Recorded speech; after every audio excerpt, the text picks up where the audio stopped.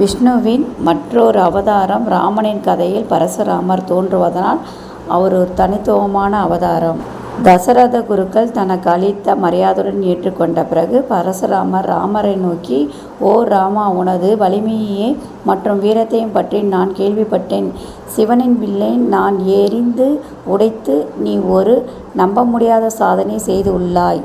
உன்னால் உடைக்கப்பட்ட வில்லையும் நான் இப்பொழுது சுமந்து செல்லும் வில்லையும் தேவர்களின் சிறப்பான விஸ்வகர்மாவால் வடிவமைக்கப்பட்டது.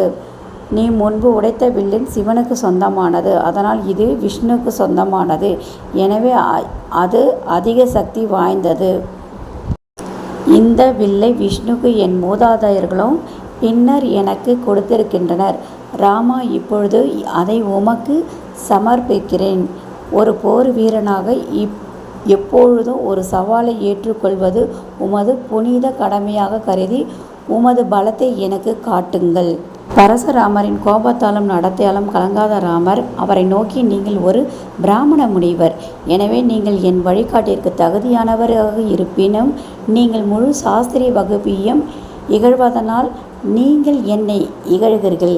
எனவே எனது வீரத்தை உங்களுக்கு காட்டுவதை தவிர எனக்கு வேறு வழி இல்லை என்று கூறினார்.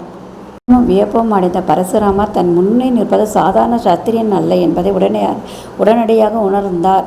நீங்கள் நிச்சயமாக விஷ்ணுவானதாக இருக்க வேண்டும். என் தோல்வியை ஏற்றுக்கொள்கிறேன். ஆனால் நீங்கள் உண்மையில் அனைத்து உலகங்களுக்கும் அதிபதி என்பதனால் வெட்கப்படவில்லை.